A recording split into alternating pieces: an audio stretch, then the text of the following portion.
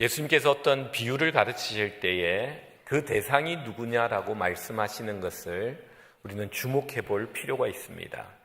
주님께서 특별히 어떤 대상을 지명하여 어떤 가르침을 가르친다고 할 때는 그 가르침의 목적이 그 대상을 통해서 그 내용이 좀 더 분명히 드러나기 때문입니다. 9절에 보니까 예수님께서 이렇게 말씀하십니다. 오늘 이 가르침을 받는 대상이 누구냐? 자기를 의롭다고 믿고 다른 사람을 멸시하는 자들에게 이 가르침을 주고 있다라고 말합니다. 바로 누굽니까? 바리새인들입니다. 바리새인과 세리가 성전에 기도하러 올라갔는데 예수님께서 그 기도하는 모습을 보면서 자기는 의롭다고 믿고 다른 사람을 멸시하는 이 바리새인의 모습이 어떠한지를 우리에게 말씀해 주고 있습니다. 예수님은 그들의 기도하고 난 후에 예수님의 반응, 결론을 이야기하는데 14절 한번 보겠습니다. 14절에 보니까 이렇게 말씀하십니다. 내가 너에게 이르노니 이에 저 바리새인이 아니고 이 사람이 의롭다 하심을 받고 그의 집으로 내려갔느니라. 우리 같이 한번 읽습니다. 무릇 시작.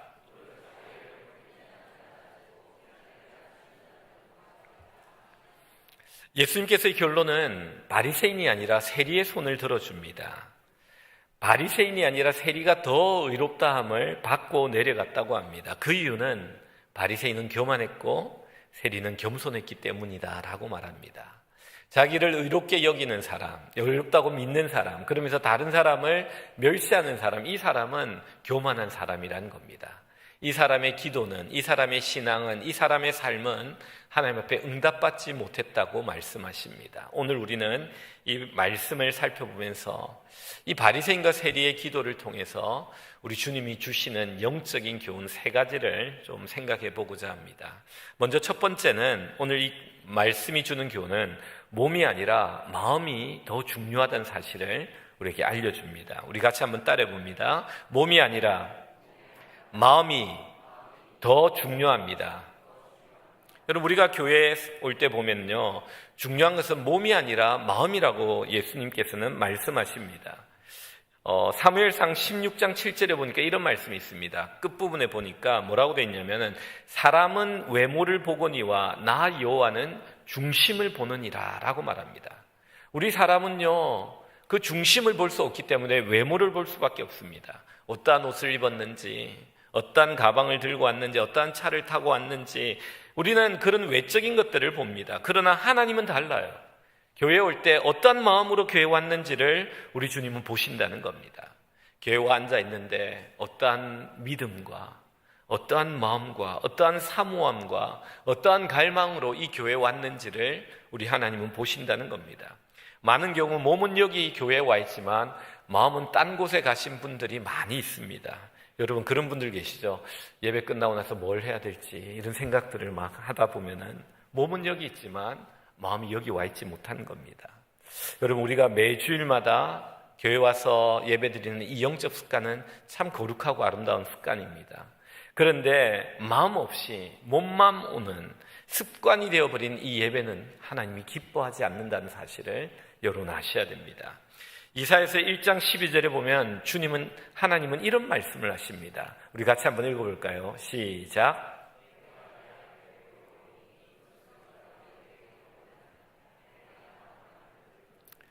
이사야 선지자는 매 안식일마다 예배하러 제사하러 올라오는 사람들에게 이렇게 말합니다. 너희들 가운데 내 마당만 밟고 가는 사람들이 있다.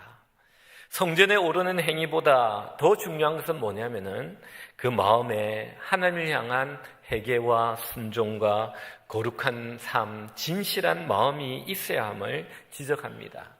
우리가 예배 출석하는 것으로만 만족하는 자가 되어서는 안 됩니다. 예배 출석을 통하여 우리의 삶이 조금씩 변화되어 가고 하나님을 닮아가야 됩니다. 요한복음 4장 23절 24절에 보면 이런 말씀이 있습니다. 아버지께서 참되게 예배하는 자들은 영과 진리로 예배할 때가 오나니 곧 이때라. 아버지께서는 자기에게 이렇게 예배하는 자들을 찾으시느니라. 24절 같이 읽습니다. 시작. 하나님은 영이시니 예배하는 자가 영과 진리로 예배할지니라. 사마리아 수가성 여인은 예수님께 질문합니다. 예수님, 우리 사마리아 사람은 그리심산에서 예배드리고 유다 사람들은 예루살렘에서 예배드리는데 어디서 예배드리는 것이 옳습니까? 라고 묻습니다. 그때 예수님이 이 말씀을 하셨죠.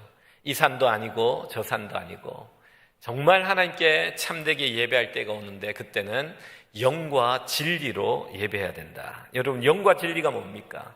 성령과 말씀 안에서 내 마음의 중심으로 드리는 이 예배가 중요하다라고 말합니다. 어느 장소가 중요한 것이 아니라 내가 얼마나 전심을 다해 하나님께 예배하는 자가 되느냐, 이게 중요하다고 우리 주님이 말씀하셨습니다. 오늘 본문에 보면 참 재미있는 비교가 나옵니다. 11절 한번 볼까요? 바리새인을 기도하는 모습을 이렇게 묘사합니다. 바리새인은 서서 따로 기도하여, 그들은 성전에 올라왔습니다. 기도하는 뜰이 있어요. 그리고 성소가 있습니다. 이 성소는 제사장들, 레위인들이 들어가고 또 지성소가 있습니다. 근데 많은 사람들이 이 뜰에서 기도하는데요, 이 바리새인들은 어떻게 기도했냐면은 뜰 가운데서 또 따로 무리들하고 따로 떨어져서 성소에 가까이 가서 그는 기도하고 있는 모습을 보여줍니다. 그런데 세리는 좀 다릅니다. 13절에 보면 세리는 멀리 서서, 이 무리들이 있습니다. 기도하는 무리가 있고 성소가 있어요. 성소에 가까이 와서 바리새인은 기도했지만 이 세리는 이 무리와 이 성소로부터 멀리 떨어진 곳에서 기도하고 있는 모습을 봅니다. 이렇게 서로 다른 모습으로 기도합니다. 한 사람은 따로 서서 성소에 가까이, 또 다른 한 사람은 멀리 서서 성소에서 좀 멀지만 그곳에서 기도합니다. 하나님의 응답과 반응은 어떤지 한번 볼까요? 14절입니다. 여러분, 14절에 보면 참 재밌는 말씀이 있습니다. 그게 뭐냐면요, 내가 너에게 이르노니 이에 저 바리새인이 아니고 이 사람이 의롭다 하심을 받고 그의 집으로 내려갔느니라. 여러분, 우리 지시대명사 이것과 저것 할 때 먼 쪽이 어느 겁니까? 저 사람이 뭡니까? 이 사람이 뭡니까? 저 사람이 멀죠. 그러니까 바리새인은 성소 가까이 기도했는데 하나님이 보실 때, 예수님이 보실 때는 바리새인은 저 바리새인이라는 거예요. 하나님부터 멀리 떨어져 기도했다는 거예요. 그런데 반대로 이 세리는 사람들의 무리로부터 멀었고 성소로부터 멀었지만 멀리 서서 기도했지만 성경은 뭐라고 말씀하시느냐? 우리 예수님은 뭐라고 말씀하시느냐? 이 사람이 의롭다 함을, 이 사람은 하나님께 더 가까이 있다라고 말씀하고 있는 겁니다. 즉, 예수님은 바리새인보다 세리가 더 하나님께 가까이에서 기도했다고 말합니다. 이런 몸이 아닙니다. 우리의 마음입니다. 바리새인의 몸은 세리보다 더 가까이 성소에서 기도했지만 하나님이 보실 때는 그의 마음이 하나님께 가깝지 않았기 때문에 바리새인보다 세리가 훨씬 더 나에게 가까이 와서 기도했다라고 말씀하고 있는 모습을 봅니다. 여러분, 우리는 기억해야 됩니다. 우리의 몸이 아무리 여기 있다 할지라도 우리의 마음이 여기 없으면은 하나님은 우리의 예배를 받지 않으십니다. 우리는 그냥 마당만 밟고 갑니다. 그러나 우리가 예배 드릴 때 전심을 다해 영과 성령과 진리의 말씀 앞에서 우리의 마음 중심으로 우리가 하나님 앞에 예배 드리면, 우리가 어디서 예배 드리든 간에 하나님은 너는 내 가까이에서 예배 드렸다 말씀하시는 분입니다. 우리는 첫 번째로 꼭 기억하십시오. 나의 예배가 어떤지 돌아보십시오. 나는 정말 하나님께 가까이 전심을 다해 다가가 예배 드리고 있습니까? 아니면 예배는 드리고 있지만 내 마음은 다른 곳에 있어 하나님 볼 때 저 바리새인이라고 말하며 우리의 예배와 기도는 응답받지 못하는 예배와 기도는 아닙니까? 우리는 첫 번째로 꼭 기억해야 됩니다. 몸보다 마음이 더 중요합니다. 두 번째는, 오늘 교훈은 이렇게 말합니다. 장점이 아닌 단점으로 하나님께 나와야 합니다. 우리 같이 한번 따라해 봅니다. 장점이 아닌 단점으로 하나님께 나와야 합니다. 이 스스로 의롭다고 여기는 사람들의 가장 큰 실수가 하나님께 나아갈 때 자기의 단점이 아니라 장점을 가지고 하나님께 나아갔다는 겁니다. 여러분, 제가 장점이라고 단점이라고 편하게 표현을 했지만 이 장점 뭐냐면요, 자기 공로와 자기 의와 자기 자랑을 의미합니다. 단점은 뭐냐면요, 자기 부족한, 자기 죄를 의미합니다. 하나님께 나오는데 의를 가지고 나오는 사람이 있어요. 이런 사람은 하나님을 만날 수가 없어요. 근데 하나님께 나올 때 자기의 부족한 점, 죄를 가지고 나온 사람, 이 사람은 하나님께 은혜를 받고 용서함을 받고 가게 되어 있다는 겁니다. 여러분, 마태복음 9장 12절 한번 볼까요? 9장 12절 우리 같이 한번 읽습니다. 시작.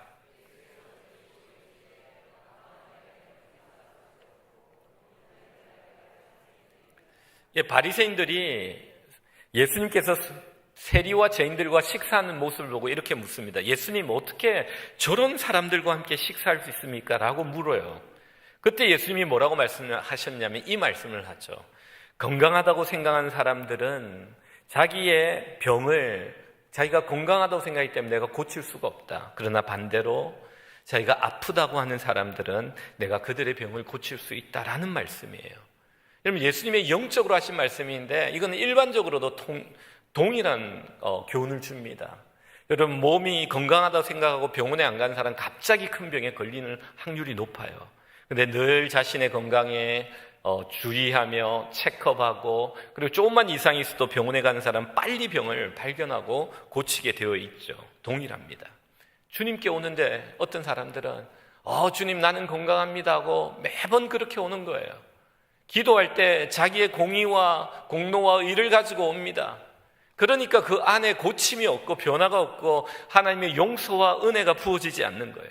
그런데 병든 자는 주님께 나올 때 자기의 부족함, 자기의 제약들, 자기의 연약함을 가지고 와서 주님을 만납니다. 그러니까 그 부분에 은혜가 부어지니까 점점점 그 부분이 고쳐지는 거죠. 그럼 12절 한번 볼까요? 바리새인이 어떻게 예수님께 와서 기도하는지 한번 보겠습니다. 같이 한번 읽습니다. 시작.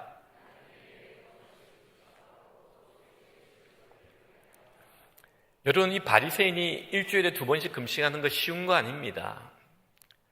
그런데 여러분, 금식을 잘하는 사람들이 있어요. 그리고 이때 금식은 해 뜰 때부터 해질 때까지이기 때문에 저녁에 좀 먹기도 합니다. 그래서 하루에 일주일에 2번씩 금식하는 거 그렇게 힘든 거 아니에요. 그런데 또 금식을 잘하는 사람들이 있어요.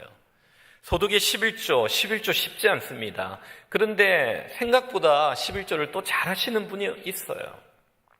문제는 이 바리새인이 하나님께 와서 기도하는데 자신이 잘하고 있는 것을 가지고 와서 기도하고 있다는 거예요. 자기를 자랑하고 있고 과시하고 있다는 거예요. 이게 바로 잘못된 신앙이에요. 잘못된 기도입니다. 공로신앙이에요. 하나님의 은혜에 기반하여 하나님의 은혜를 의지하여 하나님의 은혜가 아니면 내가 살 수 없다는 이 자세로 와야 되는데 하나님, 내가 이렇게 잘하고 있습니다. 잘하는 것들만 가져와서 나는 건강한 자입니다. 그러니까 나에게 복을 주십시오 라고 기도하는 이 기도의 모습이 문제가 있었다라고 성경은 우리에게 말씀해 주고 있는 겁니다. 여러분, 신앙생활 할 때 있잖아요.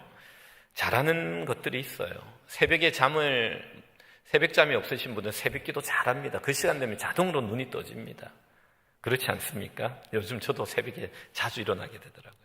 그럼 밤에 잠이 없는 사람도 있어요. 이 사람은 철야 심야기도 엄청 잘합니다. 우리 밤잠이 많은 사람, 초저녁잠이 많은 사람은 심야기도 한다면 너무 힘들어요. 와가지고 막 9시, 10시, 8시 되면 막 졸려가지고 막 이런데 밤에 이 야행성인 분들은요, 막 새벽 2시, 3시까지 말짱합니다. 이런 사람도 새벽 기도가 힘들겠죠. 어떤 사람은 노래를 너무 잘해요. 그래서 찬양 집회를 30분 하고 앞에 리더하고 성가대에도 목이 쉬지를 않아요. 그러나 찬양의 은사 없는 사람은 30분 찬양은 건 너무 힘들어요. 여러분, 지식과 지혜가 있고 가르치는 은사가 있는 사람들은요, 아이들 가르치는 건 너무 잘해요. 교사. 주차 봉사라든지 청소라든지 요리라든지 자기가 잘하는 것들이 있어요. 여러분, 신앙생활하는데 이 잘하는 것들을 가지고 주님께 나와서는 안 된다는 거예요. 우리가 나올 때는요, 주님 앞에 나에게 부족한 것, 나에게 연약한 것, 나에게 단점인 것, 나에게 숨겨진 죄를 가지고 주님 앞에 나와야 된다는 겁니다. 세리는 달라요. 바리새인은 자기가 잘하는 걸 가져와가지고 이야기하고 있지만 이 세리는 자기의 가장 숨겨진 그 부족한 것, 연약한 것, 죄를 가지고 주님 앞에 나와 기도하는 모습을 봅니다. 여러분, 13절 한번 볼까요? 우리 13절 같이 한번 읽습니다. 시작.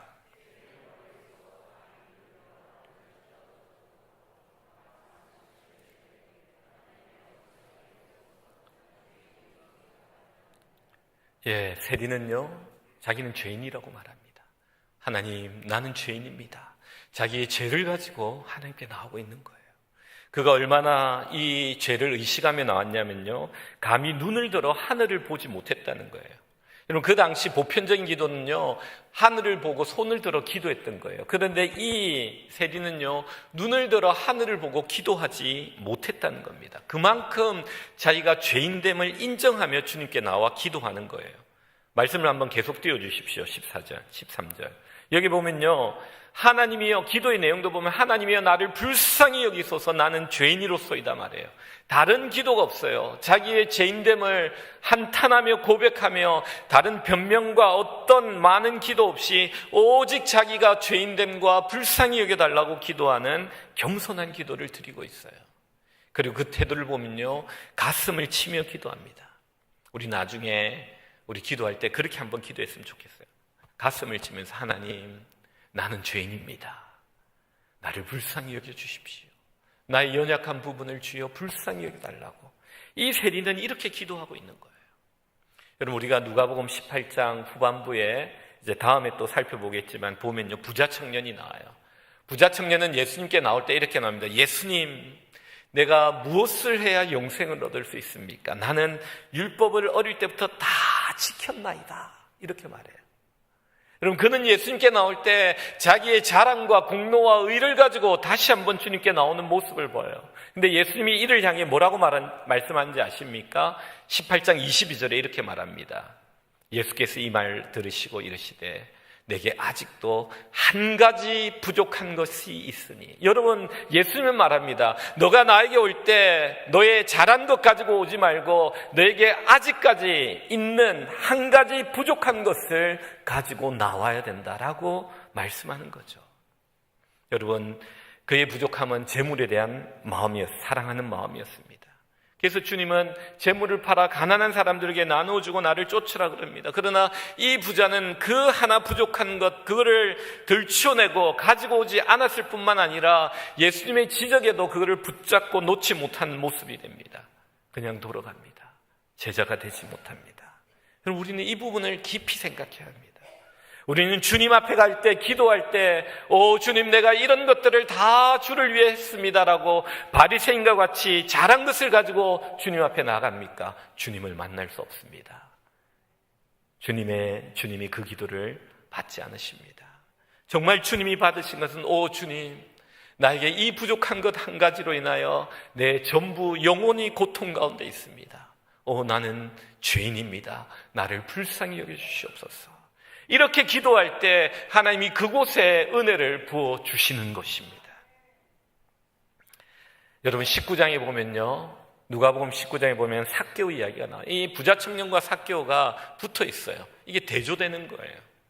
부자 청년도 그렇고 이 삭개오도 그렇고 물질의 노예가 되었던 사람이에요. 근데 이 삭개오는 예수님을 만나고 싶어 뽕나무에 올라갔다가 예수님을 만납니다. 예수님을 만났을 때 그가 뭐라고 고백하냐면은 자기의 부족한 것들을 깨닫는 거예요. 여전히 자기 안에 있는 죄를 깨닫습니다. 그리고 그 주님 앞에 그 죄를 가지고 나아가서 이렇게 이야기합니다. 누가복음 19장 8절입니다.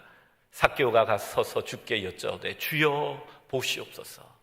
내 소유의 절반을 가난한 자들에게 주겠사오며 만일 누구의 것을 속여 빼앗은 일이 있으면 내 갑절이나 갚겠나이다. 여러분, 이 부자 청년과 삭개오의 차이가 뭡니까? 예수님께 나가는데 자기 공로와 의를 가지고 나가느냐, 아니면 자기의 죄와 부족함을 가지고 나가느냐, 그 차이예요. 이 차이로 인하여 부자 청년은 제자가 되지 못하고 영생을 맛보지 못하고 떠난 자가 되지만, 이 삭개오는 주님의 귀한 제자가 되는 아름다운 모습을 봅니다. 사랑하는 성도 여러분, 기억하십시오.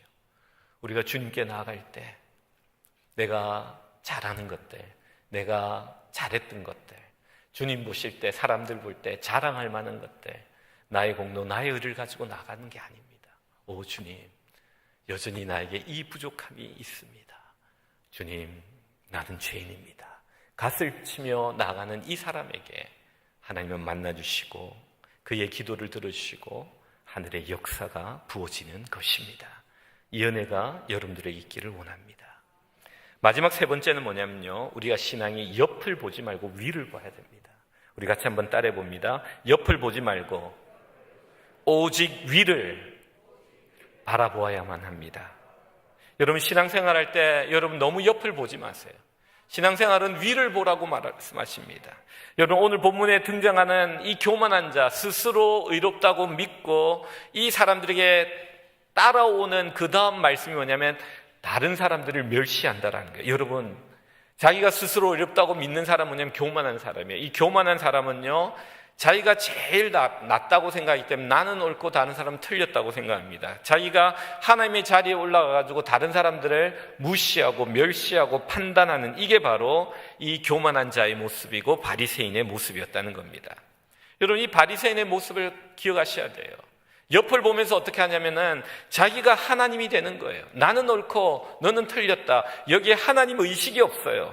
자기가 하나님이 되는 거예요. 자기의 선악과가 자기 마음과 정신에 있어가지고 선악을 자기가 판단하는 거예요.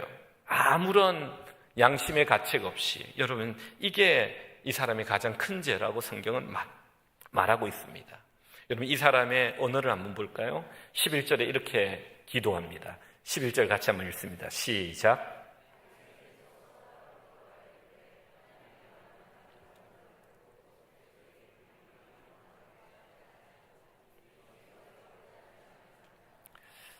정말 황당한 감사입니다. 하나님, 나는 토색하지 않고 불의하지 않고 간음하지 않고 세리와 다름을 인하여 감사합니다. 우리도 이런 감사를 드린 적은 없습니까? 여러분 이게 교만이에요. 다른 사람 토색, 불의, 간음한 자들은 분명히 외적으로 죄인들입니다. 그런데 나는 그 외적으로 분명한 죄인들을 보면서 나는 그들보다 낫다고 생각합니다. 그런데 이 생각을 하는 순간 그 속에 더 큰 죄가 들어온다는 사실을 알아야 돼요. 내 안에 교만의 죄가 들어옵니다. 내가 다른 사람들을 하나님의 위치에서 마음대로 판단하는 것, 이게 바로 비판하는 것, 이게 바로 하나님이 가장 싫어하는 교만의 죄입니다.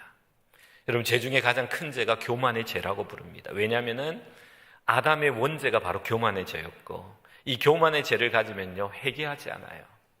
자기는 항상 옳다고 생각하거든요. 하나님 앞에 의롭다고 생각하거든요.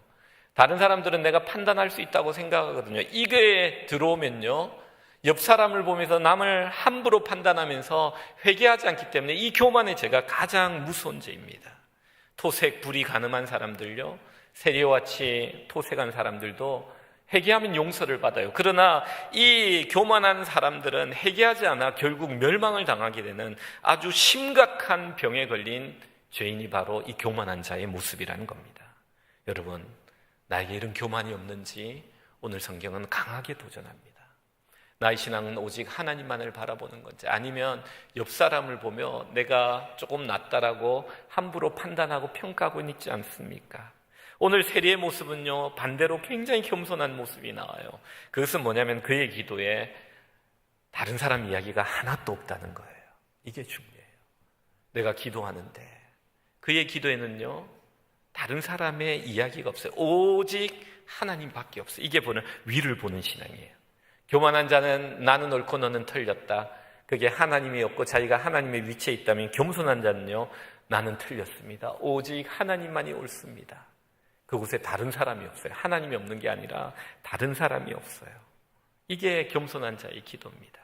오직 하나님 앞에서 자신의 죄악만을, 자신의 부족함만을 보며 기도하는 이게 바로 겸손한 자의 모습이죠.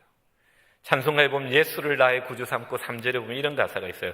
세상과 나는 간 곳 없고 오직 구속한 주만 보이도다. 오직 구속한 주만 보이는 거예요.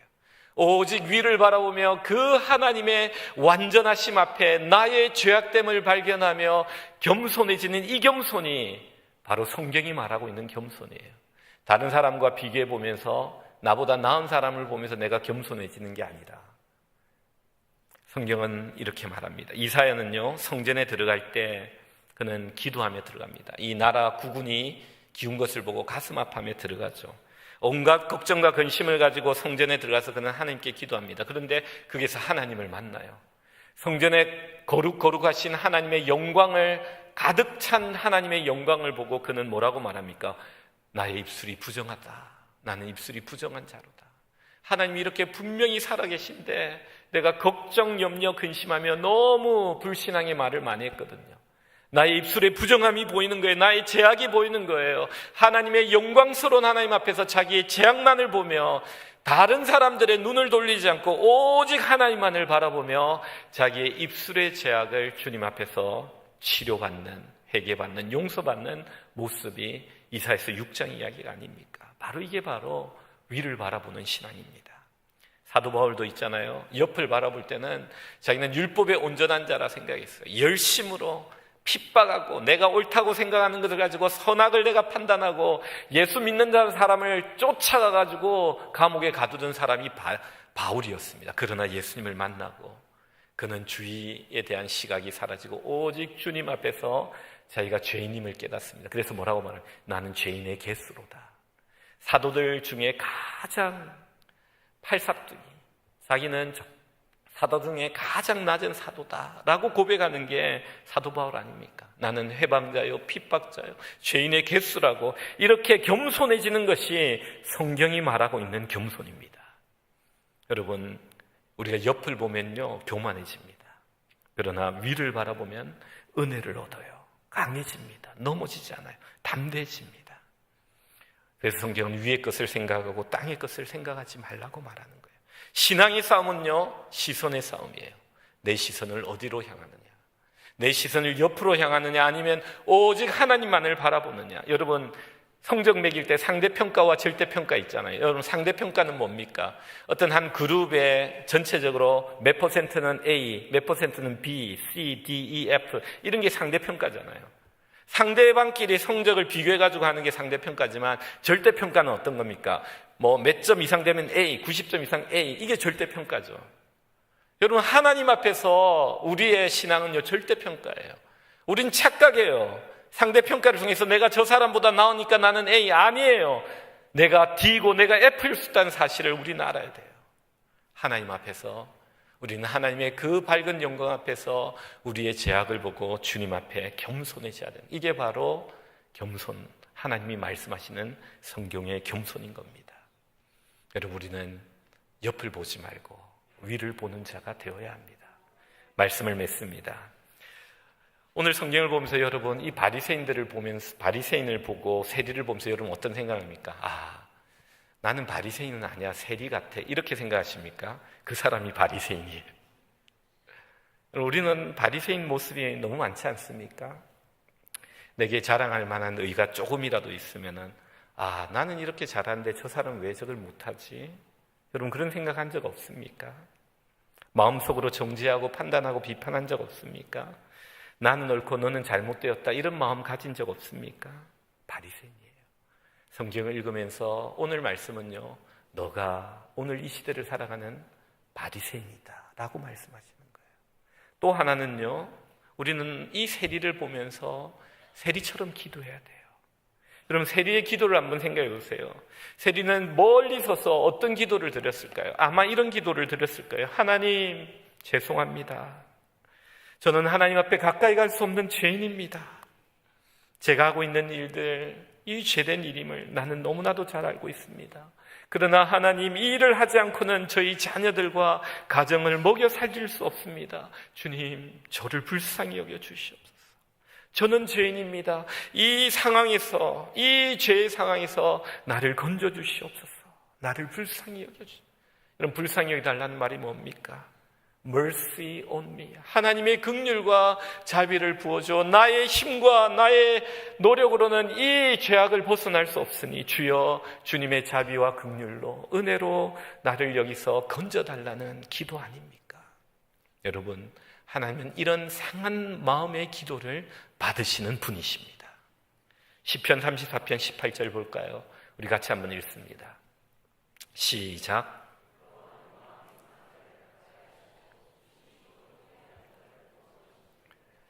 하나님은 마음이 상한 자를 가까이 하세요.